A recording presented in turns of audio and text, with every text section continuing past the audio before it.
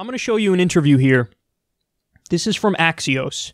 Now, they're talking to a data analyst who worked for Mike Bloomberg.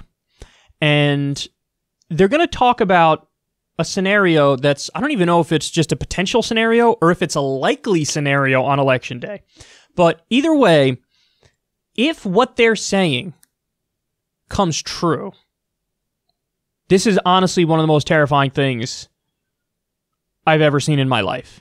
Because I think that the reaction to what they're describing might literally rip the fabric of this country apart. Now, I get it. You know, stupid people in media always say hyperbolic things like that. And it's grating after a while, and they're childish. And usually when they say it, nothing comes to fruition. Guys, I'm telling you, man. I'm telling you. Now, again, the source here, you could say, hey, this source is sketchy because it's like a, you know, it's like a data analysis group that does work for corporate Democrats. And so, you know, if you want to question the motivations as to why they're talking about this, fair enough. You know, let's hope that they're wrong in what they say here. I really hope that they're wrong. But I just want to give you what is a potential, if not likely, scenario on Election Day and the week after. Buckle up for this, man. Watch. A mirage, by definition, is something that appears to be there, but that doesn't really exist. And you have a model scenario called the red mirage. What does that mean? The reason we talk about a red mirage is, in fact, because we believe that on election night, we are going to see Donald Trump in a stronger position than the reality actually is. We are sounding an alarm and saying that this is a very real possibility, that the data is going to show on election night an incredible victory for Donald Trump. That is likely to be what we see when every legitimate vote is tallied and we get to that final day, which will be some day after Election Day. It will, in fact, show that what happened on election night was exactly that, a mirage. It looked like Donald Trump was in the lead, and he fundamentally was not when every ballot gets counted. You have a result on election night where it appears that Donald Trump has won, but a result after ballots are counted that show that Joe Biden has actually won. That's right. Let's get an obvious question out of the way first. Hawkfish is a company that's started by Michael Bloomberg, that does work for the DNC, that's doing work for pro-Biden super PACs. If I'm a Republican voter, an independent voter, a skeptical Democrat, why should I listen to you? One of the things that we believe is that facts matter. It's not about disinformation or misinformation or using fear as a tactic. There are objective truths in this world today. And how do you build your modeling? How are you basing your projections? We essentially built a simulator where it's a sequence of sliders, and you just pull those sliders to start seeing what the scenarios will show you. What's it going to look like on election night? What's it going to look like the day after, and the day after that, and the day after that? In most every year, Democrats are more likely to vote by mail than Republicans, and that has only increased this cycle. We see in the data that twice as many voters intend to cast a ballot by mail than have ever before. They are disproportionately Joe Biden's supporters. Because there are absolutely some ballots that were mailed in that get counted sooner because folks were proactive and got it in as soon as they possibly could, or dropped it off, or showed up to a polling station where early votes allowed. But it's going to take a while. It might be weeks. Because absentee ballots inevitably are harder and slower to count. We are going to find ourselves that when you have those prototypical cable news talking head moments of saying, well, you know, here's what we're seeing and this is what it looks like, it's going to show Donald Trump in the lead in a lot of key places on election night when in-person reporting has occurred.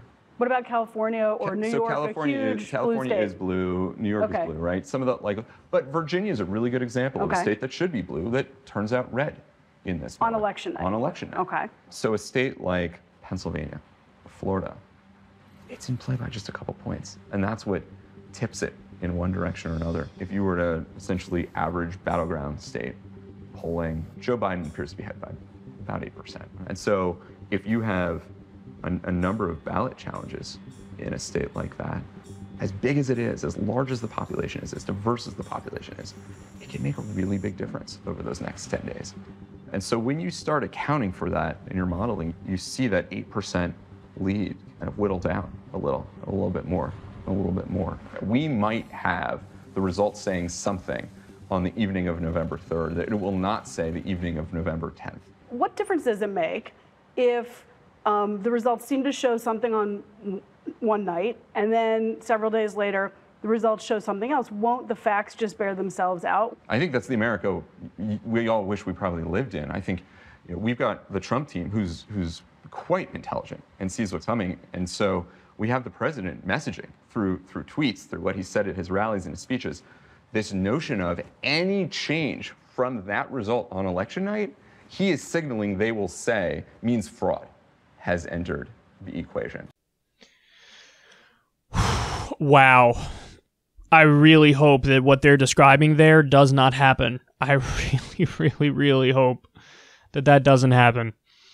I was a kid when the 2000 election happened, and I remember in like the week after it when you had this, it was up in the air as to who won the election, and you had this scandal over Florida because of how they were counting the ballots, and there was this big thing about, okay, do you count the dimpled chads, the hanging chads? Because back then it was almost like, the way that you voted, you would like pull a lever and it would punch through a hole to show who you voted for, and like sometimes the dimple would only come off halfway, or it would just be, pushed in a little bit but not fully out. And so there were different potential ways of counting the vote, depending on what you include and what you don't include.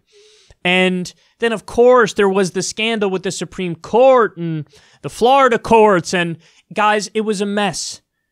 But here's the thing. Back in the year 2000, we were significantly less partisan than we are today. We were still partisan, but not nearly as bad like the hyper-partisanship going on in this country today. So if you have a situation where on election night, it looks like, man, Trump did really, really, really well. He's up in all these states. He's going to go out there and claim victory and mentally say, it's over, it's done, I did it. And then as more votes roll in, Biden makes up that difference. Because this happens, just so everybody understands, this happens on a state-by-state basis too, where the way that they count the votes, sometimes the votes come in from certain places which are more favorable to one of the candidates, so it could look like one of these candidates opens up a sizable lead, and then once all the votes are counted and the other areas come in, the other areas could be more favorable to the other candidate, and then they end up winning by a comfortable margin. Actually, in a way, this just happened recently with the way the votes were rolling in with Ed Markey and Joe Kennedy. For a minute, Joe Kennedy was up by a point or two, with like 7% of the vote being counted or whatever it was. But then as soon as the pro-Markey area started rolling in, he opened up a giant lead. But if you didn't know the way in which the votes were rolling in, it could almost look like a comeback victory for Ed Markey. What they're talking about here is a situation where Trump would be up big on election day, and then like as the days go by and more of the votes get counted, the mail-in votes get counted, then Joe Biden would take the lead. Donald Trump is already acting like mail-in votes equal fraud. Mail-in votes equal fraud. They're illegitimate. We shouldn't have it. He says this on a regular basis, trying to delegitimize the election results. And then if it unfolds exactly like they're describing here, oh my God, what a historic mess. And guys, we're watching this approach us in slow motion. Like we know on some level that this is probably what's going to happen. And then what do we do? When Donald Trump and the 35%, 40% of the country that is like super pro-Trump, when they all think that the establishment is stealing it from Donald Trump, what happens? What the hell happens? Jesus Christ. There's no way Trump is going to accept that. There's no way. And guys, we have some degree of experience with this, right? Like remember the chaos that was the Iowa caucus where Bernie won the popular vote, but like state delegate elects or whatever somehow went to Pete, and then there were questions about the app, which was partially funded by Pete's campaign, and he declared victory. I know how I felt in that situation as a Bernie supporter when they actually were trying to take it from us. Imagine how Trump and all Trump supporters are going to feel when it looks like they won in a landslide on election night. Now listen, as time goes by and more votes roll in for Biden, it's almost a foregone conclusion that Biden's going to win the popular vote. It's just by a matter. The question is by how many votes. But on election night, it might even look like Trump won the popular vote.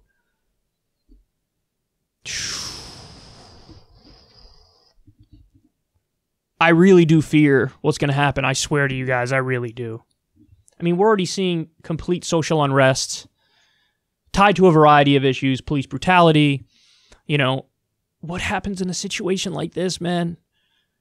The country's already on the brink of falling apart.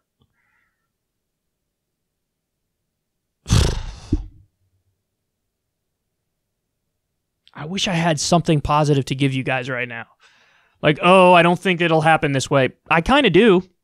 Because the numbers speak for themselves. If the mail-in votes are overwhelmingly Democratic, and it takes longer to count the mail-in votes, I mean, honestly, the best case scenario then that you could hope for is that it looks like Biden wins on election night, and then he just wins by even more when they count it. Or the other way. It looks like Trump won, and then Trump still ends up winning. Like, anything where it switches is going to lead to utter chaos. And then, like they said, do you think that the media is expecting this and knows that this is a likely scenario? I don't think they have any idea. So you'll have all the pundits doing their punditry on the night of, and it'll be all, oh my God, Trump pulled it off again. This is just like 2016 with Hillary Clinton.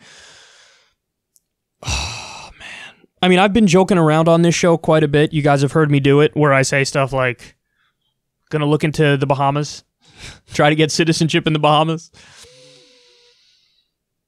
I don't know how much longer those will be jokes for, bro. I don't know how much longer those are jokes, because things are really bad.